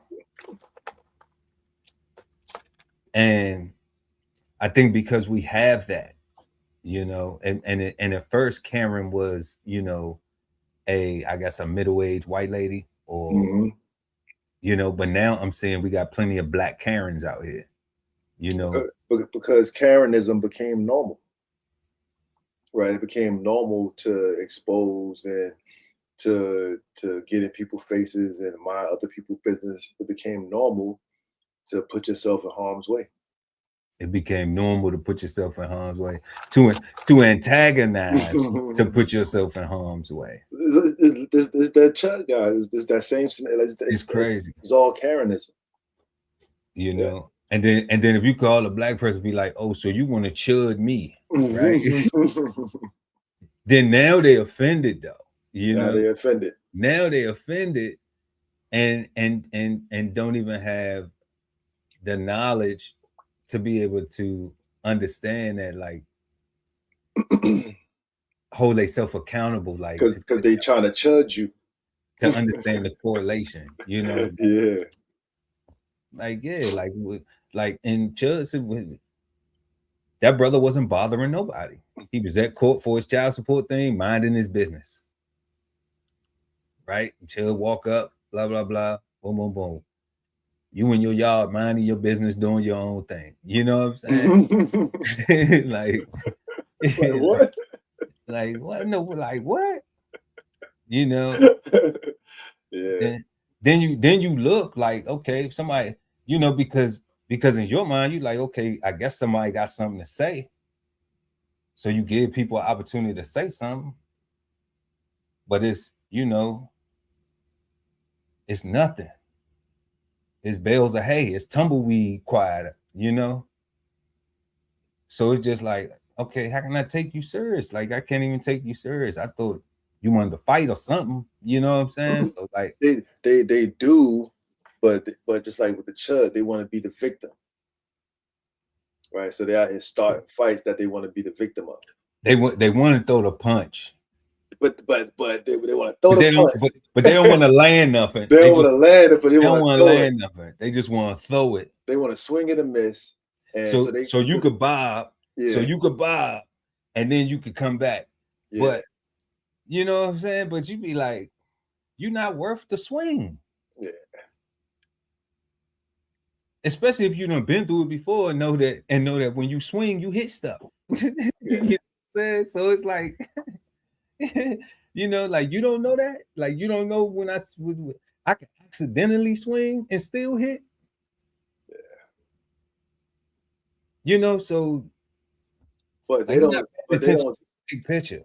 Nah, that's what I be saying. That's why I say suicidal, right? Because they don't be thinking that you're gonna swing hard enough to end them, right? They thinking that you know, while they holding their eye, putting their eye back in their forehead, man, you going to jail today. You going to jail today. That's all they can think about is taking away your happiness, right? Because it's not about doing anything but just taking away your happiness. And now they leaking all their life force away. And then everybody else can give them pity. Like, oh, blah, blah, blah. But you never say what you did. You never say, I asked this person to punch me. Correct. With all they might. Because I was throwing blows. Yeah, with venom and talk about their mama and spitting on them and doing all kinds of stuff. Like, that's crazy, though. No accountability, yeah. No accountability. But yeah, y'all let us know, can a negative experience teach more wisdom than a positive one? And I mean, just closing out on it, I just think it depends on the person, God. You know, I do. I think I have a saying, you know, I think we have this saying here on Cigar Sundays, you know, like we don't take L's. You know, our L's are not losses. Our L's are learning lessons. Facts. So if it's a negative experience to me, I look at it as learning, and learning is fun to me. You know, I like learning about things. So even in what may appear to somebody else as a negative, to me, it's like, okay, I get to learn something. I get to gain more wisdom. And then with the positive things, yeah, like you're looking to, like you said, replicate that, to repeat, to rinse, wash, and repeat. You know, you want to, if you're challenged with the same task, or you're embarking on the same journey again, then you know you want your what's that gospel song, order my steps. You want your steps in order, so that way you can reach your goal. You know, you can step to the platform, step up to that plateau that you're trying to reach. And yeah, and I think that's real wisdom right there, you know, getting to that understanding, to that goal. So y'all let us know what y'all think in the live chat or the comment section below, depending on when you're watching the show. And make sure y'all smash that like button.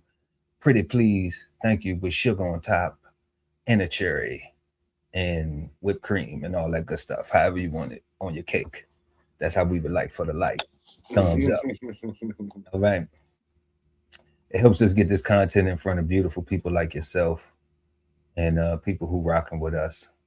And don't forget to subscribe to DBCHEFTV, because we're giving away a hundo right now where gas is at. It's going up. I think they still dropping bombs over Baghdad. So it looked like it's just gonna keep on going up. It ain't coming down no time soon. But y'all know what time it is, y'all. We're gonna jump into the flavor bombs. Flavor bombs presented to you by DBCHEFTV. Okay, so first we're gonna head to the Shy, and we're gonna send some love and condolences. R.I.P. Southside Chicago. Isaac Chef Wavy Bradley, man, tragic story. We're gonna go and check that out. And then we got Cassie news. Cassie is in the news again. Everybody know the Diddy case. Cassie was one of the victims. And Cassie has moved out of the United States to another country. So we're gonna go check on the story on that. And then we're going to head to Colombia. South Carolina, and it was a young man, 14 years old, young brother shot leaving a store, and the owner of the store was found not guilty. So we're gonna go look at that and exchange some insights and analyze and all that stuff, and rock out with us, y'all. And y'all let us know what y'all think in the comments. Don't forget that the link also is in the comments in the chat if you want to if y'all want to pop up and exchange insights with us.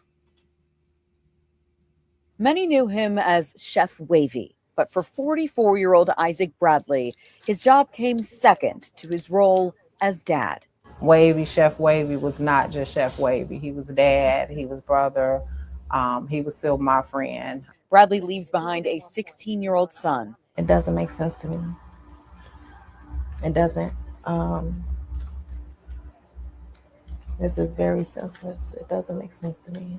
He'd spearheaded multiple restaurants with partner Eric Rico Nance, including Stussie's Diner, Lighthouse Whole Food Grill, and Chemistry. And we are so thankful to have the little piece that God gave us of him while we were upon this world, upon this earth.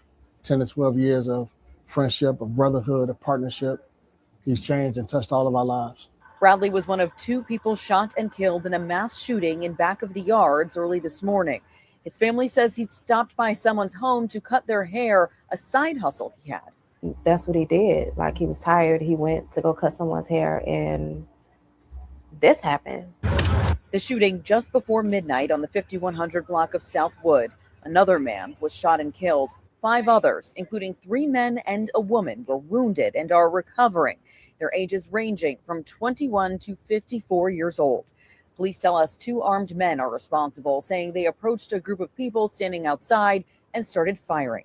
Oh my gosh. I can really use one of his speeches about forgiveness because I get like things happen. I get nothing is in our plan. You know, plans get monkey wrenches thrown in them all the time. But he's always talked to me about that. And I don't see it right now. There is a $10,000 reward posted by the Cook County Crime Stoppers for anyone that has information that could help lead to an arrest in this investigation. What you think, God? Rest in power to the God. Condolences to the family. You know, this, you know, I, you know, because my sister was on the TV, I could understand her even thinking about the word forgiveness. Because we on TV. But I saw what I saw, and you know, I don't know, man. Like it's like this world is upside down, and you don't. That's why I said we gotta support our interests and live, because you never know when you gonna check out. You never know when you're gonna be doing, being in your lane, minding your business, and somebody else's actions interfere with you, right? And Somebody want to ruin your happiness, right? somebody want to ruin your happiness, and for no other reason than because they. That's what I'm saying, man. Like it's that's and it's only not only, but they offering 10 bands for information, and I don't know. That just don't seem like enough to make somebody call Crime Stoppers. At the same time, I don't know where that money come from to even say if it might not be everything. You know what I'm saying? Like, I don't know. That's just rest in power, man. That shit is crazy. I know it's senseless. And the brother was an entrepreneur, you seen his partner, and they had restaurants and stuff like that. He was taking care of his son, a father, a brother, somebody uncle.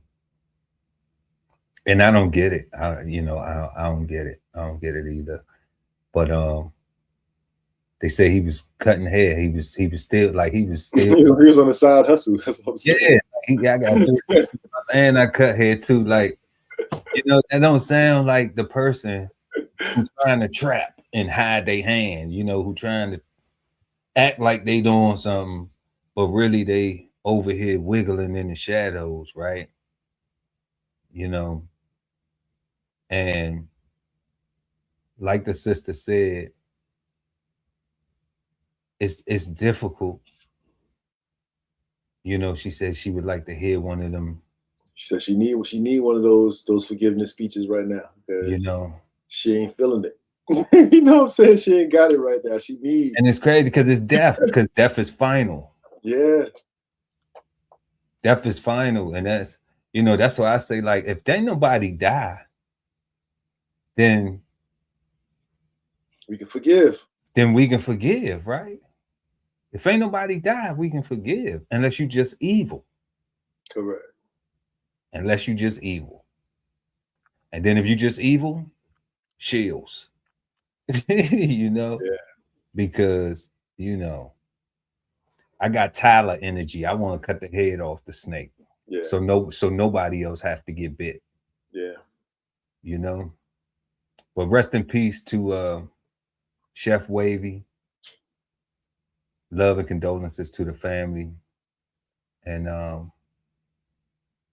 try to find it, y'all. Try to find some type of forgiveness, and hopefully law enforcement does their job correctly, and the senseless shooters are brought to justice.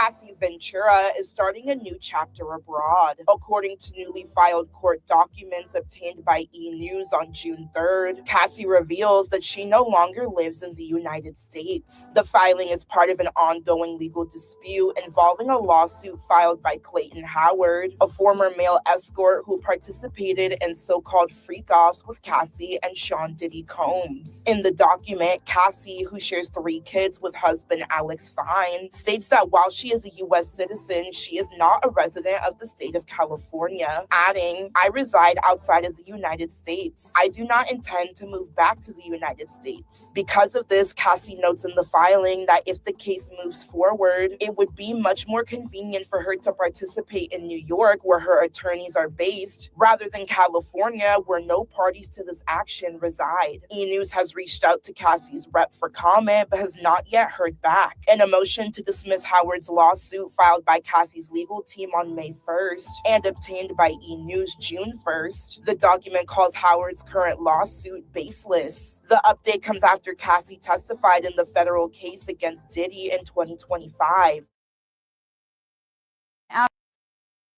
Yeah, that's crazy right there.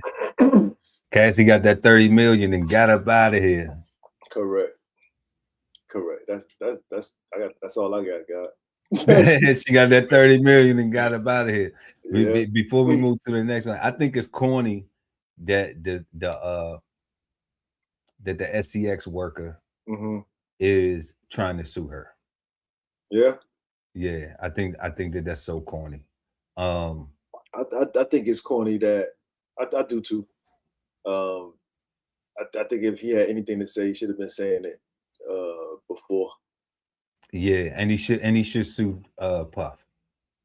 You know, right. He should sue Puff if he gonna sue anybody. That's probably why Puff is in jail, because of him though. Like I don't think no new person just get to come up. There's a lot of reasons why Puff is in jail right now. No. But what I'm saying is, I think those escort guys, I think they all testified and. Oh, of course they did. Yeah, so I think they all got paid. Like I think whatever they all wrote statements. I'm sure they did. Whatever they got is what they got. Yeah, especially if they were on videos and stuff. Yeah. Yeah. Federal investigators went to them and was just like, because they got Cassie to testify and they got what's her name? Daphne Joy, 50 Cent's son's mother. You know, they got her to they probably got her statements and stuff like that too, or whatever. So you know, to me, what makes it corny, guy, because what he gonna say now is that she's a liar about something, or she's not trustworthy. She's this, she's that, and it's like you said at the beginning, she got the 30 million and got up out of there.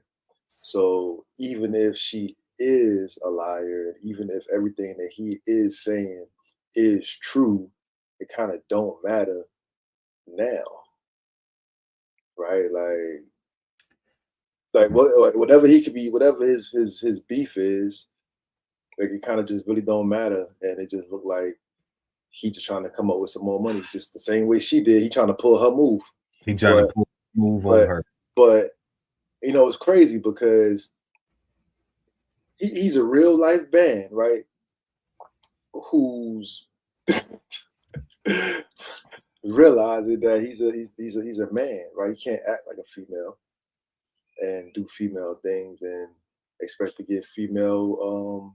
Can't get that 30 million, my man. Like they're not seeing you as the victim sex worker for real. I'm not calling him a man based on his activity because I called him a band at first. A band, band, yeah. I think he's a band too. Yeah, I think he's a band. He's a whole band. But he's realized like the uphill battle that he's gonna face is the reality that men go through when you're trying to fight back against I'm using the word fight back, right? I'm saying that he's a victim in this and that he has a case. I don't know, right? No. He was a SCX worker. You know, he got paid. Got immunity and everything, and he got paid for his services. Correct. So it's like now you want to sue?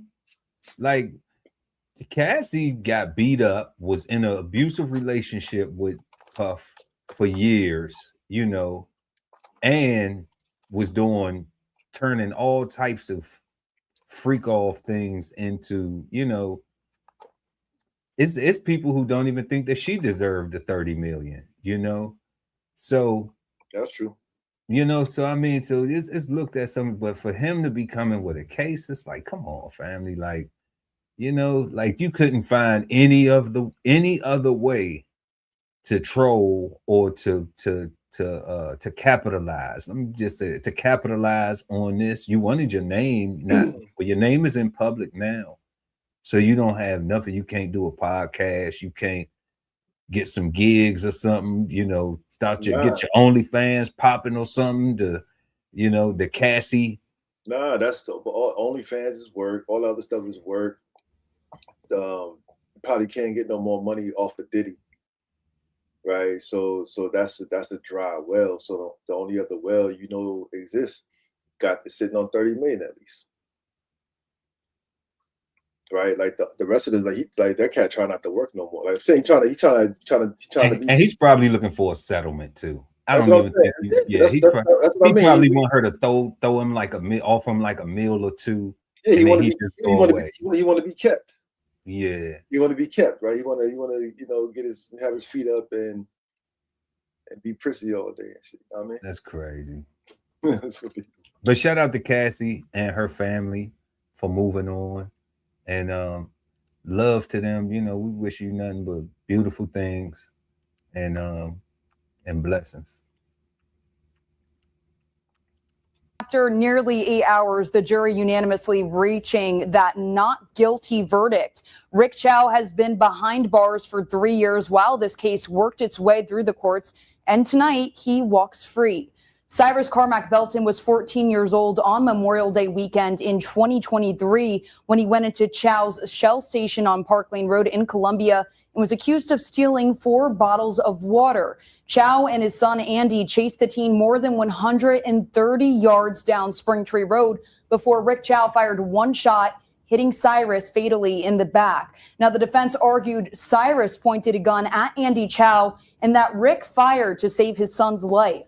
Prosecutors countered that because the bullet hit Cyrus in the lower back. It proved he was running away when that shot was fired. Now, 4 eyewitnesses testified they never saw Cyrus raise a weapon. And during deliberations today, jurors came back into the courtroom to ask Judge Heath Taylor to walk them through the definition of malice and the difference between expressed and inferred malice before returning to the deliberation room and reaching this verdict once again after 8 hours. Now, it is worth noting back in November of 2025, a judge denied Chow immunity under South Carolina's Stand Your Ground law and denied him bail, ruling he was a danger to the community and a flight risk. That ruling did not stop this jury from ultimately finding him not guilty. The Belton family's attorney, Todd Rutherford, says the system failed tonight and the verdict cannot be understood. Chow's defense says although it's a difficult decision, it was the correct decision and sent their condolences to the family. It's tragic. I feel sorry for the family. As I said during my opening statement, my heart goes out to them, but 14-year-old kids should not be roaming the streets of Columbia or South Carolina with semi-automatic pistols loaded and ready to fire. What's clear is that black people in 2026 have a long way to go. The question kept coming up, why does a 14-year-old need a gun? The question was answered when he was shot dead in the streets 130 yards from a store where he did absolutely nothing wrong. The question was answered when this jury found him not guilty today. Okay. So before we go into the video, because now what we're going to do is we're going to watch the video, tried to piece this together. They had it, you know, chopped up in different things, got it from the court case. But let's go into that first.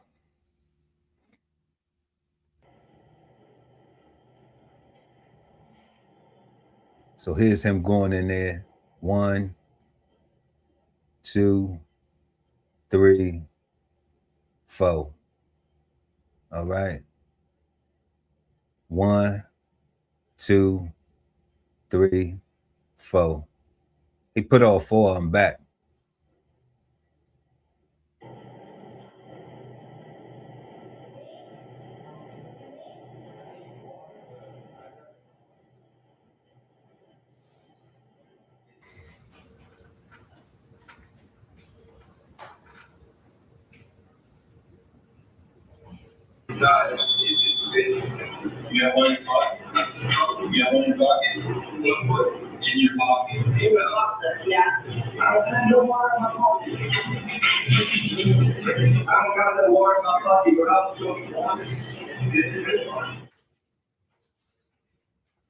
Now he grab his backpack and get on up out of there.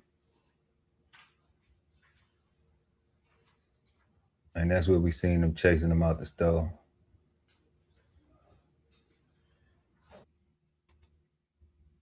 Okay. So, what you got, God? First thoughts? F the Childs, right? F the Childs. Mother, father, and son. That establishment should be uninsurable. They should be uninsurable. Anybody with the last name Child should be uninsurable, right? Anybody with the last name Child. change your name, son. F out of here, right? The second thought is this show. What you and me are doing, guys. Cigar Sundays, where we sit, define, analyze these words, right? Because what did the jury come back and ask? Right? They needed the definition of this word because they all had a different meaning for the word murder. Right. Or right? Malicious. No, but his charge was murder. Well, yeah, okay. And for murder, it got to be malice. It got to be. That's why malice. That's what they was looking for. What does malice mean? Right. What's the definition of malice? What the definition? And somehow those jurors came back and said that it wasn't malice, right? And they want to stick on the fact that this young brother had a firearm on him, and I'm saying he got shot in his back though. So even if he had the firearm on him, he couldn't see him pointing the gun at his son, or his son couldn't see the gun at him. Like if he got shot in his back, he was running away. He was running away, right? So the fact that they looked at him getting shot in the back as being less informative than the fact that he had a gun. They focused more. What did the lawyer say? No 14-year-old boy should be roaming the streets with a semi-automatic firearm. Like that I agree with that though. Yeah, but that was the whole point. Like I'm saying, that's something. Not for the conviction though. That's foolish. That's what I'm saying. Like that's something. But the baby shouldn't have no guns though. They shouldn't need it. I don't even care about that. Like that's not even admissible in court, as far as I'm concerned. Like the fact that you bringing that up is like that's non-cipher, right? Like that's something that doesn't matter. Why? Because his gun matters if he got shot in his chest or his stomach or on his stomach, right? Yeah. Like the fact that if he licked the shot at them, yo, God, like the fact that like they rolled him, they rolled the God over, right, back and forth. Right, like to the point to where my man had the God blood on him. Right, I watched one of the witnesses that was sitting in the vehicle, and she was like the child cat like had blood on him, like he got shot. Mm-hmm. Right, come to find out, like they was rolling shorty over back and forth to check to see what they had did to make sure. Right, as far as I'm concerned. Like how do I know that they didn't put that gun in? Right? How do I know they didn't grab it from his waist or grab it from wherever it was and put it to where it's reachable now in this scene where it looks like, and we gonna just tell a story. Like they got like they had a throwaway on them and they planted it on them. Even if it wasn't a throwaway, even if it was his, but it was just some place where he couldn't get it in that time. But they put it in a more convenient location to where it's like, nah, it was reachable. Right? Like they show like the moms, right? Like literally they took his phones, they took everything, they literally went through one man's pockets. And I'm saying, like, how does anybody can have knowledge of somebody going through their pockets and not think that scene is tainted? Man, if your last name is Child, change it. If your last name is Child, get it replaced. Get it replaced. Man, it's just such a tragic story. And this is why I say that as Black people, we need to love on each other better. We need to not antagonize each other and look for negative, because it's already weapons formed against us collectively just for wearing this skin. We seen this young brother right here. We just watched him open up the case, take out 4 and put 4 back. They said allegedly that he stole 4 bottles of water. If we looked at the tape and could see that he stole 4, that we could see that he ain't steal nothing, then why couldn't they just look at the tape to say, we're going to call the police, if it's even need to call the police? So, this is a tragic situation, but he walked out that store, God, like it was just a regular day, like him just leaving the store. Like he ain't walk out that store like he just stole water or stole anything. He didn't walk out that store. I can't say that though, God. I'm not gonna analyze that far. You know why? Because I've stolen out of a store before in my youth and walked out smooth. You know what I'm saying? So there is no look for if you looking hot or not. If you know how to steal, then you can go in and steal some shit and you can move up out of there and you ain't gonna look hot, So like I can't digest that. I'm just looking at he walked out the store. I don't jack that though, because if they was on you from the time you was in the store and the whole time you was in the store and now you leaving the store, you're gonna at least look back to see if you good to go. Like my man didn't even look. He did outside when he took off running. He looked back and then he took off running when they came back. When they came out, he looked back, but he walked out the store. He didn't walk out the store. I didn't see him walk out the store looking like he. So he ran because he got a gun and he not supposed to have a gun at 14. So I understand why he ran. He ran because if they would have called the police, so let's just go with the narrative. You talking about okay. All right, let's go with the narrative. The narrative is they saying he had a gun. So when he left out the store, I know he didn't run because he stole something. I clearly watched him, the young brother, not steal nothing. Okay. I don't care how he walked out the store, whether he walked out smooth or he looked like a crackhead or he walked out yelling at folks talking about, y'all ain't gonna touch me, blah, blah, blah. None of that. I don't care. When he left out that store, he took off running. I think I put myself as a 14-year-old who toted pistols. Okay. Can't talk to no police right now. I can't, you know what I'm saying? Because I'm gonna get in trouble with my parents. All right. And I know I ain't supposed to have this gun on me because you got to at least be 18. Okay. So that's why I believe he ran.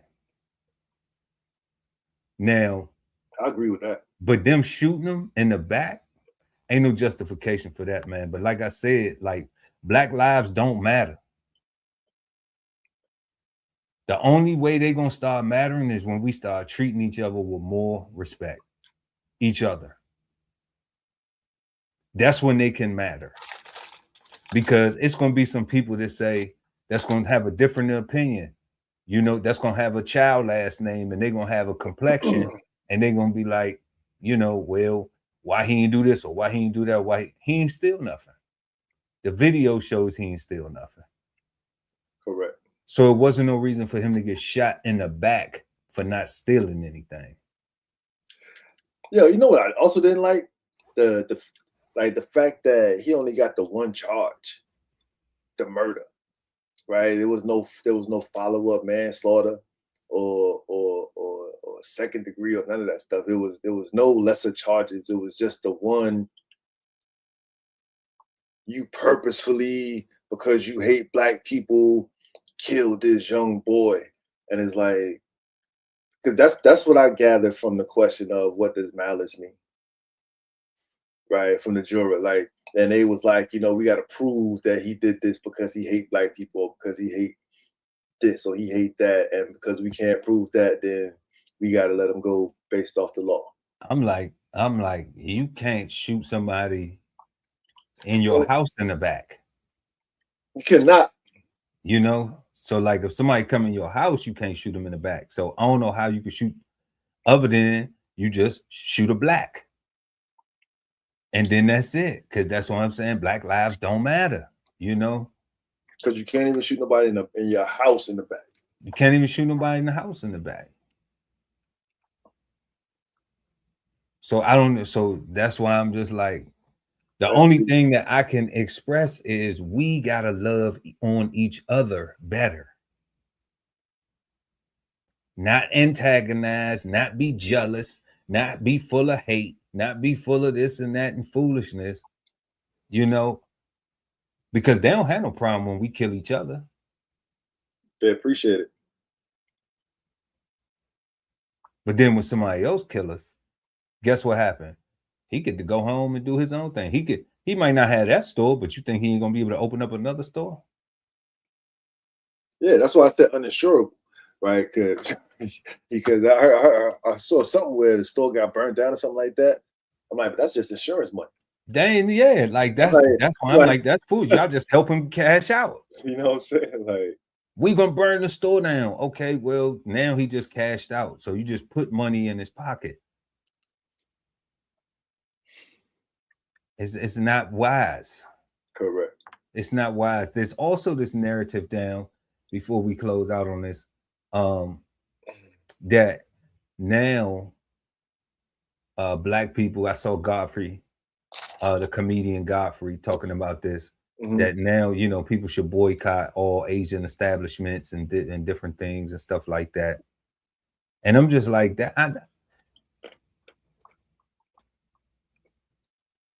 black people coming together to do one thing, like that sound good, but I don't think people are going to care. I think it's just going to be so many people who just like, well, he shouldn't have went into the store. He shouldn't have did this. He shouldn't have did that. Shouldn't have had a gun. They're going to overlook the fact of he didn't steal nothing and he got shot in his back. Correct. Two things that should be monumental. And yeah, like he's a what they call that joint, a serial shooter. You know what I'm saying?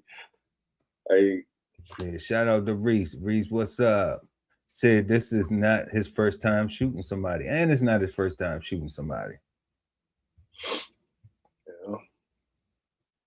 Yeah. Shout out YC9703. It's crazy, God. Yeah. Shout out Lovely ATV. What up, bud? Yeah. Sad story. Condolences to the family of the young man, and where's Ben Crump when you need him? It won't bring the young brother back, but he usually get everybody a little bit of compensation, to I can't even say to ease the pain, man. Ain't no way you can ease the pain. You lose your loved one, but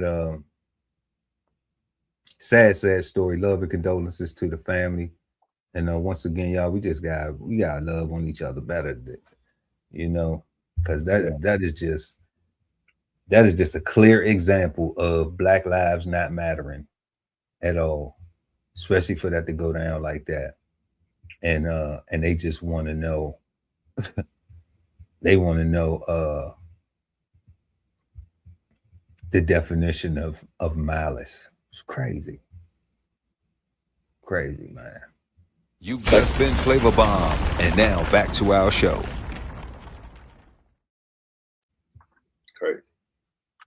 Crazy.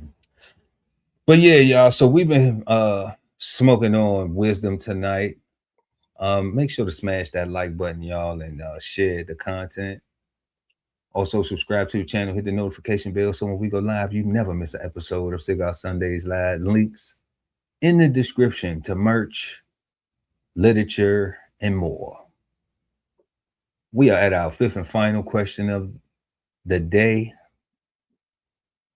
Is the word wisdom bad, good, or misunderstood? Let us know what you think in the live chat or the comment section below, depending on when you're watching the show. The God Ali Dawood El at BK Soul Farm. For me, and based off what I learned, wisdom is still good. I did have that one unreadiness, but it was outshadowed by everything else, right? And when you go to the thesaurus and you look at how it's colloquially used, I guess, throughout America in the different forms of how it's used. I'm a fan of the work that's required to make good judgments, right?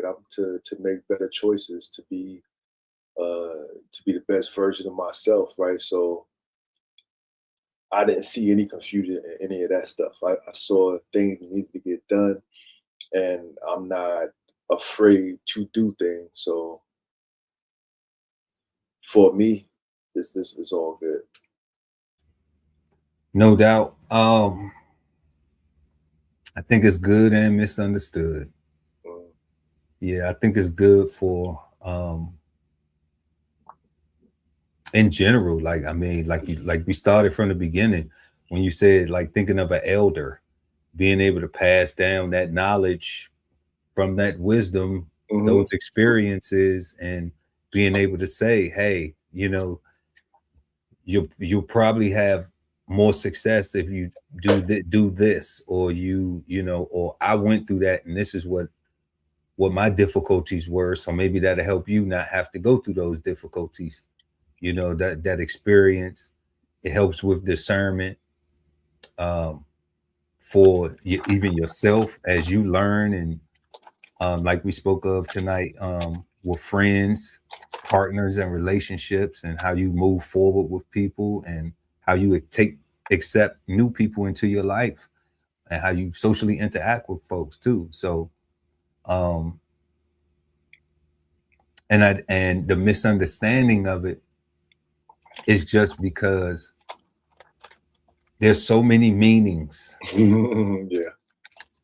Once again, that that wisdom isn't respected. Like that saying, you could learn a lot from a dummy, right?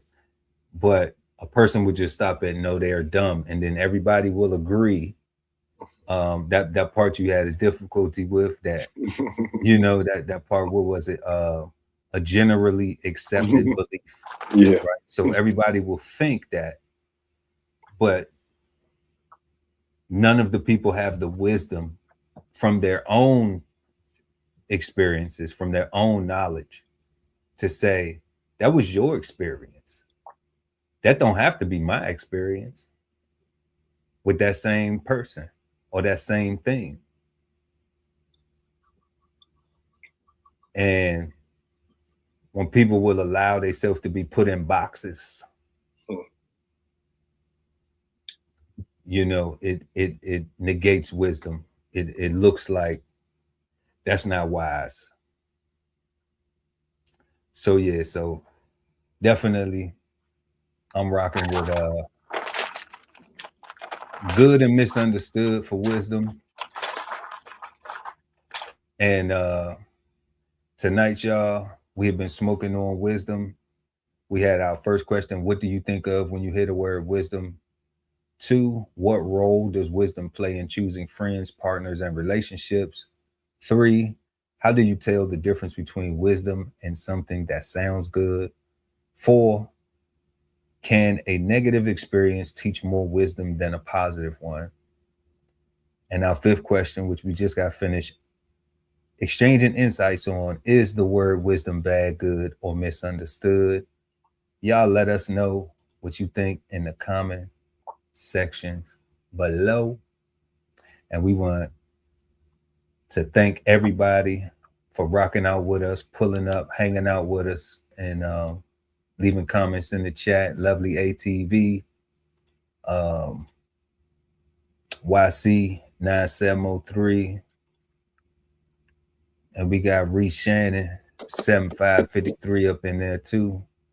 We want to thank all y'all for pulling up and showing some love. Y'all, please make sure to smash that like button, and don't forget links in the description for everything that we got going on. And we want all of you to have a peaceful, positive, and productive start to your week. It is the summertime, y'all. Stay hydrated, and stay motivated. Word. To do positive, to do good, to be a better version of yourself than you were yesterday. And like the God always say, support your interests and live. I'm Chef Earl Pearl at DBCHEFTV, always with the God Ali Dawood at BK Soul Farm. And we are the Cigarden Panel. Until next time, peace, God. Peace, God. This whole publication is all about going from nowhere to somewhere, right? Being able to stand on something so that you can travel in peace, right? So bksoulfarm.com, 1016, 160 self-sustainability. Jump on the list and get yourself together, right? Because it is irresponsible to not even know what responsibility means. So get yourself together, food, clothing, and shelter, protection of that, support your interests, and live. Love ain't always easy, and we won't stop until we get it right. So bring that ass to the Love Speak podcast. Subscribe today and let your love speak at TLS Podcast. The Love Speak, now streaming on YouTube. If it's Friday night and you don't have a date, then brunch with the fellas is your spot, so don't be late. We go up at 9 p.m. with the trending topic news. Smash the like, comment, subscribe, and share the content. Don't be rude. At Brunch Fellas, now streaming on YouTube. You are the key to your financial freedom, so unlock your inner wealth with financial fundamentals at Bows on the Table. Subscribe today and never miss a meal at Bows Podcast. Bows on the Table, now streaming on YouTube. At the Veteran Kettle Podcast, we thank you for your service, support, and sacrifice to our country. Listen to real stories of adversity and triumph as we give our best to honor our vets. Subscribe today and watch episodes now streaming on YouTube at TVK Podcast, The Veteran Kettle. Sign up for the newsletter and shop merch and clothing at DBCHEFTV.com.